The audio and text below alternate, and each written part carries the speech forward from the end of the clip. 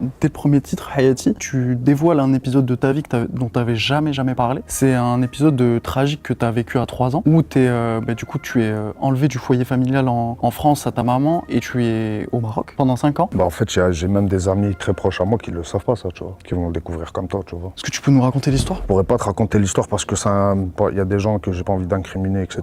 Que, vas-y, c'est du passé, tu vois, et que c'est enterré, mais j'en parle parce que aujourd'hui j'accepte. Avant, c'était plus une honte pour moi de parler de tout ça, tu vois. Et voilà, j'en ai parlé de façon légère, tu vois. De toute façon, je rentre pas plus dans les détails. C'est un épisode triste, malheureusement, de ma vie, tu vois. Ça fait partie du jeu. Ça m'a fondé. J'ai un autre rapport aussi à l'amour. J'ai un autre rapport à toutes mes relations. J'ai un autre rapport aux adultes aussi, parce que j'avais des vrais problèmes d'adulte quand j'étais petit, etc. Et en fait, il y a un tas de choses qui ont résulté de cette époque où j'ai été kidnappé. Évidemment, il s'est passé énormément de trucs dont je peux pas parler. Ça a été difficile d'accepter. Mais quand j'étais petit, je m'en rendais pas forcément compte. C'est quand je suis devenu adulte, en fait, que j'ai compris tout ce qui m'était arrivé, que c'était pas normal.